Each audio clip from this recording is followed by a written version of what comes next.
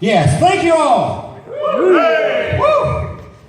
This is way too formal for me. It looks like a wedding. I was telling my friends out back, I said, yeah, I'm hanging around like a spare prick at a wedding. It's good to be here. Thank you guys for coming out and pleasure making this successful. A couple nights ago, we had a guy that he obviously went and had too many beers, and every time I said something, he went, "Give me a hell yeah!" Pretty soon after about 20 of those, the people were going to kick the shit out of him. So please, we're not going to fight here tonight. That was in London. You guys are more civilized. Thank you very much. Come on, give yourself a hand. So, ladies and gentlemen, I prepared a little potted biography of the Honky Tonk Man's career. What I'm going to do is I'm going to give him a word, and he'll probably talk for about 20 minutes on it, right? It's all on Wikipedia, and it's all true because I wrote that shit, so. Excellent. Well, I'll tell you what, let's start at the very, very beginning. You trained with Coco Beware. Tell us a story about Coco Beware. Which one? Your favourite? When I was in college, I always wanted to be in pro sports and entertainment. Not really movies or anything, but I wanted to be on radio. And I wanted to talk like the guy on the 5 o'clock news. But then I got diverted from a farm in Tennessee and went to college and got my degree and all that stuff from university. And my friends in college, a couple of guys that were on a team with me, and we were on a weightlifting team, and they had started to play around with the wrestling business, and they, my cousin Jerry, the King Lawler, that's okay. He's not a bad guy sometimes. Terrible payoff, man. I did that one night with Vince. Vince was doing commentary, and we were on a break, and he said, "That's your cousin up there." I said, "Yeah, he's a terrible payoff, man." He said, "Don't say that on the air." But anyway, Jerry was doing quite well in Memphis and wrestling. And I was pretty much the athlete in the family because Jerry never did. He was a cartoon artist. He could draw all these nice pictures. He's as good as any of those guys that draw Batman and Spider-Man and that kind of stuff. He is that good. He could have done extremely well just as an artist. And he went to college on an art scholarship, but his first love was wrestling. And he was doing quite well, but I didn't really consider it till these fellows asked me to go and join them one night. And we drove about 100 miles. I'm in the car, and we're driving. I get to this barn, and it was a barn with cattle and sheep and horses, and then we worked out, and one of the fellows in there working out was Coco Beware. Those two fellows from the football, they decided to finally, they dropped out. It was obviously might have been too tough for them, but I stuck around. And Coco and I trained together, and my other cousin was a fellow who didn't make a big name for himself in the wrestling so much, but he ended up as the referee and the ring guy for Bill Watts and the, what do they call it, UWF or something in Mississippi and Louisiana, where Ted DiBiase and Jake Roberts and all those guys are from. Yeah, don't worry. I got some Jake and Hunter stories too. Oh yeah, we're not going to forget that son of a bitch. But anyway, he was there, and my partner that I eventually teamed up with was there, a boy named Larry Latham, who was Spot Moondog in WWF, if you guys remember. Larry's one of the few guys who died in the ring having a match with Rock and Roll Express. Big comeback. Larry comes in, taking bumps, drop kick from Robert Gibson, and Larry fell in the corner and was dead. Not another breath. We were partners, and we were the ones who did the Tupelo concession stand match together. But it ended up that, and the same training school I went to, Dr. D. David Schultz, you guys might remember if you're historians, he was the fellow who slapped the big news guy in New York and everything, and when the guy said something about wrestling being fake, and he slapped him around a few times. And David was the kind of guy that you didn't say that to. Big, mean, German-looking bastard, square head, blonde hair. I mean, holy shit. Can you imagine being in a camp somewhere and he's the guard? But eventually they washed David out of the business and never came back, and he started to, I'll give you a little history on him. You guys might see this show. I don't know if you get it over here. Dog the Bounty Hunter, the guy with long blonde hair, and he's like the bounty hunter. David Schultz was doing that. I think Dog stole all of David's stuff. So, but Coco was there. We trained together for 9 months. And I would go up there every Sunday, every Wednesday night. I trained 2 nights a week when I was in the off season because I was teaching and coaching in high school. And I remember one really, really hot summer night and saying, very early on, like the second time I was there, where can a man get a drink of water? And Coco points over to the trough where the cattle and the horses and the goats came in. He said, over there. I said, are you shitting me? He said, well, it doesn't hurt the horses and the goats. Well, I drink out of it too. It didn't hurt me. So, but that's how we started. When WWE asked me to induct Coco Beware in the Hall of Fame, I don't know who called me, but these assholes didn't know it. They didn't even know I knew the guy. I mean, I'm serious. They said, would you mind coming? Would you like to do this? And we'll pay you $1,500 in airfare and our hotel room. Well, okay, I'm not doing anything on that Saturday night. And sure, I'll go to Houston and do it. They said, it's Coco Beware. Do you know anything about him? I said, fuck, I've known the guy for 35 years. We trained together. Do we need to write a script for you? Well, a script? They said, yeah, it's something we have to write down and we have to let Vince see it and everybody has to see it so they can okay it. I said, I've known a guy for 35 years. I don't need a fucking script. Can you get it done in 3 minutes? I said, yes, I can. So anyway, I did the thing. If you guys look at it, I was very proud to go do this for Coco because he was well-deserved being in the Hall of Fame like tons of other guys. Many, many others. Many that will be in and many that won't be in. It looks like Brutus the Barber Beefcake, now that they're doing all these little things we call vignettes on where they posting things and they came out and interviewed him and took a video. It looks like, and I told Valentine, I was with Valentine last Saturday a week ago in Milwaukee at a Comic-Con. I said, it looks like Beefcake's going in the Hall of Fame. He said, why are they putting that fucker in there? I said, well, they put you in. I said, just because you guys have a divorce now, it's not any reason for you to turn on him. I mean, you guys were the dream team. But do we need a moderator up here or not? Yeah. Say something. Man, say something before we kick dust in your face. Right, okay. That's Coco. Right, well, Ladies and gentlemen in the back there, the Dean, Shane Douglas, everybody. He's in the house. Surprised the hell out of me. I mean, tell me a story about Shane I turned Douglas. the corner and walked in there he was.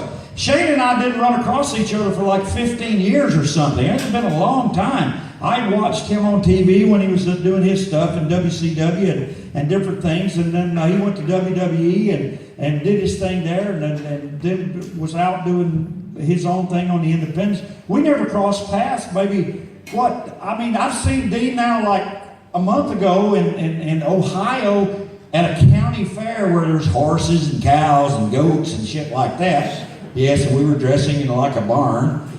But we ran across each other about maybe one other time before that. So where was it? Maryland. Yeah, we ran across. It's like, I've seen Dean like 3 times now in 2 months. And we were just talking. In our business, you might see someone one time and never see them again. Or you might never see them at all. Then you might see someone, like I've seen Valentine twice or 3 times this year. And the year before I only saw him once. I've only seen Beefcake. I saw him last year, so I haven't seen him at all this year. And sometimes you don't run across guys. We're not really as close as you think we are. I mean, I can count all my friends on one hand, actually on one finger, and it's like that one. You're not really friends in this business so much as you are just business associates. Because everyone goes their own merry way and does their own thing. And we kind of all watch each other, see what everyone else is doing. I was totally surprised and shocked to see him here, and I didn't know what he was doing, but he's out doing his comedy thing too, the one man that everyone wants to hear these weird, bizarre, they're true stories, they really are. And I've got some for you. They're all true. Should we talk about your interview? So I don't know anything about Shane and his after parties or going out back with, but I'll tell you about some of these other guys. Well, right, your first feud in the WWF was with a gentleman called Jake Roberts. Hey! Would you like to tell us a story about Jake Roberts? How's his neck? I've already called him a sorry son of a bitch, haven't I? Oh, Jake, he drag his hip on. Where's that crack pipe?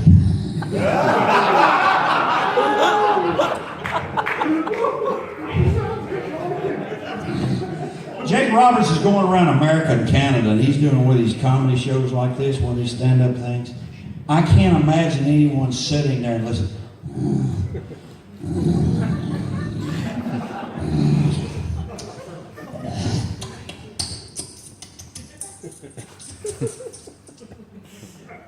When a guy's doing that, he's wanting that crack cocaine.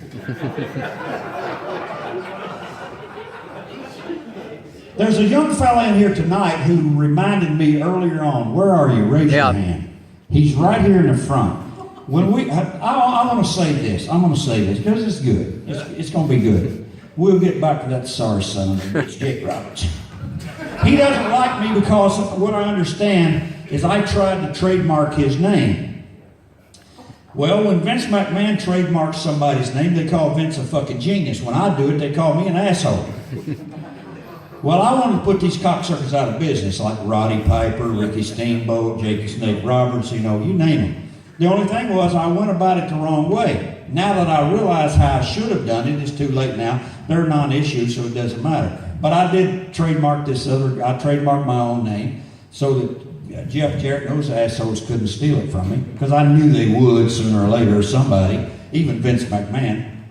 And but anyway, if you trademark something, you have to specify. And I put Jake the Snake Roberts, Ricky the Darren Steamboat. Piper got mad at me, I guess, about this. It's like I'm trying to steal their identity. I'm trying to steal their name. Gene Simmons has got 10,000 fucking trademarks, and everybody loves Gene Simmons.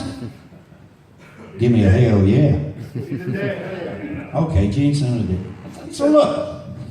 So I put on there Jake the Snake Roberts. They turned me down because it cost me $250 each time. I didn't mind. I wrote it off on taxes anyway. I took 80% off, so it didn't cost that fucking much. Anyway, they turned me down because Jake the Snake Roberts, or Roddy Piper, is a living, breathing human being. Well, Jake is still living, I guess, and at the time Piper was too. And I liked Roddy. We were going to get together, Roddy and I. The week he passed away, I was to meet him at a Comic-Con in Stockton, California, out near San Francisco. And we were going to hash out everything. I was going to do his podcast for him. But it was too bad, and it's sad we never got to bury that hatchet. But if I had put down, specified for pro wrestling, the Snake, the Dean, Rowdy Roddy, the Dragon. Well, I got turned down on the Dragon, and I found out why. His wife, in the divorce settlement, she got rights to the name. So the Dragon never gets one penny from WWE in royalties at all. Because his old wife named Bonnie, she took everything. Well, not as much as Hogan's wife, but she took it all. But that's what happened. And we got some more Jake Roberts stories, so. You guys are really pissed that Gene Simmons got like 10,000 trademarks? You know what he said? He wasn't the first Kiss band. But he was the first one to trademark the name Kiss for a musical band. Good for him. Those other guys should have spent $250, the cheap pricks. Okay. Right, shall we talk about your well, your record-breaking You guys aren't as intercontinental... loud as those guys in London the other night. I mean, they went nuts over this stuff. Go ahead. Shall we talk about your record-breaking intercontinental championship run? Believe me, it wasn't because I was a great... What do these call him? The great technician. The... Give me the Brett thing. What is he? Excellence of execution. Bullshit. I think you're fucking awesome. You are awesome. Who thinks Brett's the excellence of execution? Come on. Well, Brett does. Thank you. I was at a show the other night in Mansfield, and they had an auction. First thing up was a Bret Hart photo. Brett's photo went. It was like 60 pounds or something. Yes, and somebody bought it. The next piece was a Hulk Hogan. Nobody bought it. So I go up and I start the show. I said, listen, folks, please, whatever you do, do not post or tell Bret Hart his photo sold, but Hogan's didn't. You guys don't understand. Bret believes he won the belt. He believes he won the belt that his father owned when they were in Stampede Wrestling. He believes that shit. He's the excellence of execution. Say it. Bullshit. Bullshit. Thank you. Okay, the Intercontinental. I'm walking along one night. We were in Buffalo, New York. It was June something. It was about 8 weeks after WrestleMania 3. Hogan standing with Vince McMahon. And I just happened to walk by in the hallway. And Hogan said, what about him? And Vince did his... Well, maybe so. And Hogan says, I'll let you guys talk. He walks away. And that's when Vince discussed the Intercontinental belt with me. And Butch Reed was AWOL that night, was not there. Butch says in interviews that yes, he was there because there's a picture in the magazine where we had a celebration and Butch is in the picture. Butch obviously had forgotten. The picture was taken the following night in Binghamton, New York, not in Syracuse, okay, or Buffalo. I mean, the towns were very close. So that's how that happened. And I was not one of Pat Patterson's boys.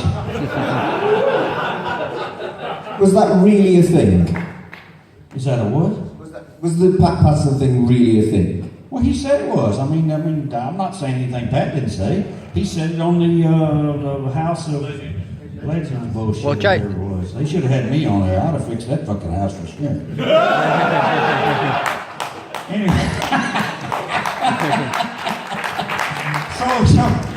So anyway, I go out with Steamboat. I win the belt and everything, and Vince said, you know, if I need you to do this because Steamboat wants to take time off, go home. Okay, sure. I said, well, if you give me a chance, all I ask you to do is pay me if I sell tickets. If I don't, I'll pack my bag and leave. I mean, that's how we should do business. If you're not worthy of the job and you can't do the job, then get your ass and get out. And so that was my deal with him.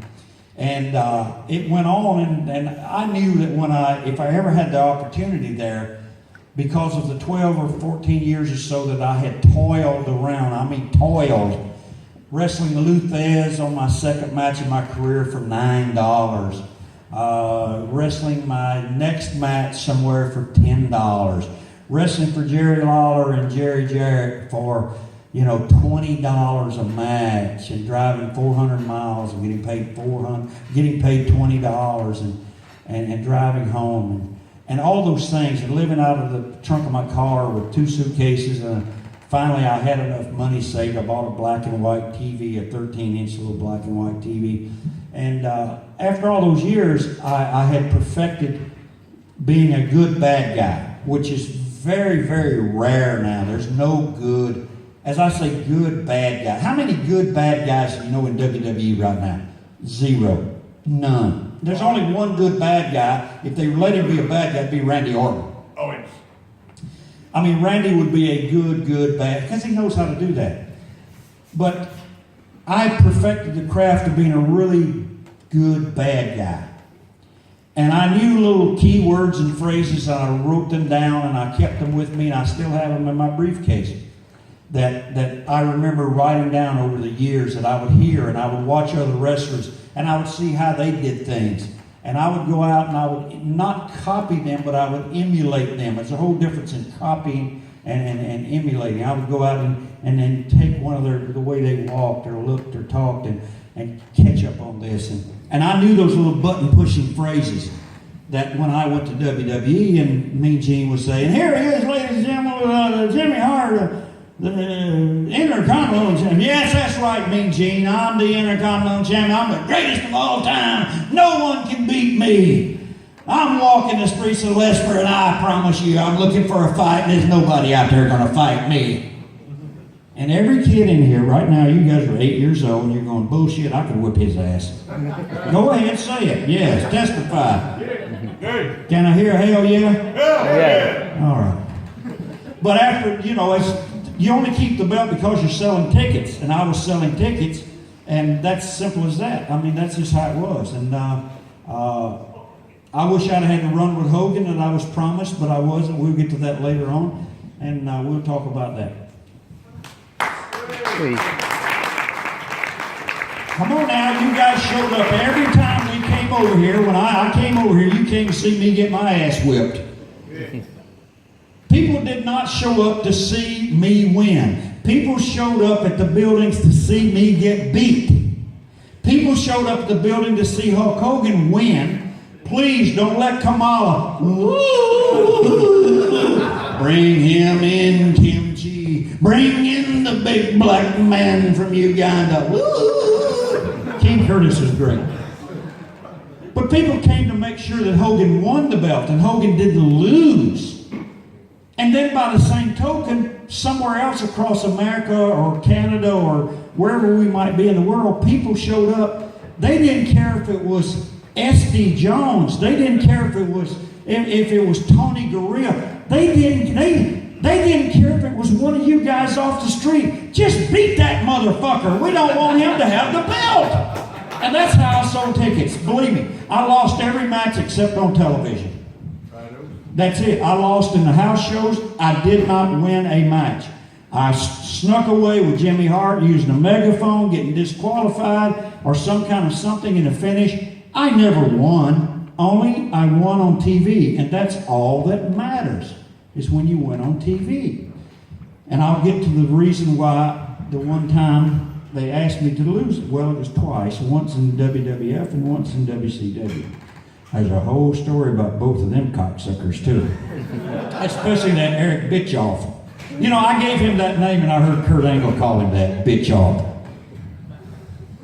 So, I can't help myself. I want you to tell me what the hell was Peggy Sue with Jimmy Hart in drag?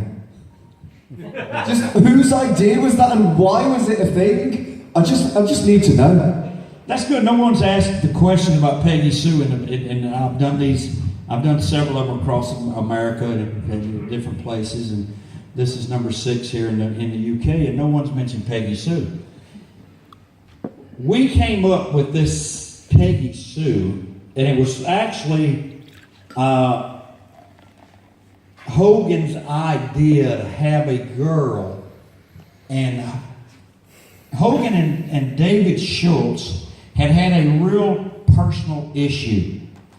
And it all stemmed from the Mr. T, the WrestleMania one, and it went way back. And Schultz's wife was named Peggy.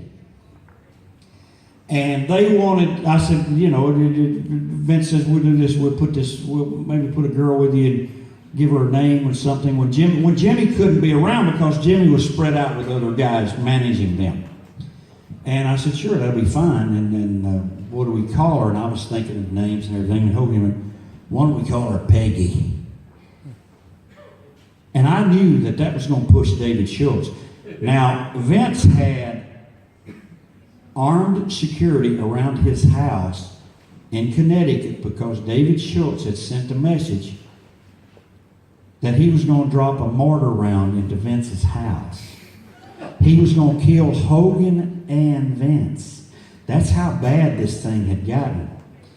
So when Hogan said, we'll call her Peggy, and Vince says, yeah, let's do that. I know David Schultz because I traveled with him for 5 years. I said, this motherfucker's gonna kill me, you, and everybody else involved. He was psychotic. He was a terrorist before there was a guy named a terrorist. So I said, let's just do a knockoff and call her Peggy Sue. Like that movie was Peggy Sue Got Married, and she had I said, the 1950s dress with a little, what's a little dog? The poodle dog on it, the blonde wig and glasses. So we put the blonde wig and the glasses on her and not the jumpsuit, but the outfit, because Sherry and it was Sherry Martell. That was Peggy Sue. Anybody know that? Yep. It was Sherry Martell. Boy, we fucked all you guys, didn't we? Anyway, that was Sherry Martell. So Sherry would go out and wrestle in the first or second match, in a girls' match against Leilani Kai, come back, get dressed up, and go out as Peggy Sue. So then when Sherry got to the point where she was going AWOL a lot. She was missing shows and everything. So we had Jimmy Hart take the suit from her, and then we dressed Jimmy Hart up as Peggy Sue. And Brutus Beefcake, that's when I was working with Brutus. Brutus would put me in the sleeper, Peggy Sue would run in, Brutus would drop me, turn around, Peggy Sue would beg off, she would try to run, he would grab her, and we stuffed toilet tissue in Jimmy Hart's brassiere. And he would first he'd pull the wig off, and it exposed, and Jimmy's going, and then Brutus would reach in and start throwing the toilet paper, and then pulled the dress off, and Jimmy had pantyhose on with his ganch, and he's running around, and we would leave the ring, and we would lose by disqualification. So sometimes Peggy Sue was Jimmy Hart dressed in the same outfit. It was a beautiful piece of work. It was fabulous. I mean, a lot of that stuff was Jimmy Hart's idea. It was the Memphis cartoonish stuff that we did, but it was extremely entertaining to the fans. The only other thing I saw that was so entertaining was when the Santino Marella doing the, I got 4 a week, I got the 5 a week, a honky meter. It's just a fabulous piece of work that I didn't know about, and Howard Finkel calls me and says, have you seen this? I said, no. Would you like to come be a part of it? We're going to be in Phoenix, and we wanted to do Cyber Sunday. I said, well, let me take a look at it. First, I thought they were trying to, play around with me, because that's what that company does. They play with people. And then I looked at it and said, it's a great idea. It's really nice. And I went and did that. And this kid, Santino Marella, is extremely talented. They gave this guy like 2 pages of dialogue to read and study about different things he had to do an interview with that night. And he's very good in the ring. And after it was over, I went to Pat Patterson. I guess I met a Brooklyn Brawler and the designated hitter. Did you guys get that? That was his name, the designated hitter. Okay. I know it's not London. You guys haven't had enough beer. So I tell Pat Patterson, it'd be really nice if we take this thing maybe to WrestleMania. I'll do the time honored. I'll drop, if you beat me, you're the greatest of all time. And he kind of looked at me and says, I'll run it by Vince. 3 days later, they come over here to London or somewhere, and Steve Regal beats a kid in about, 10 seconds.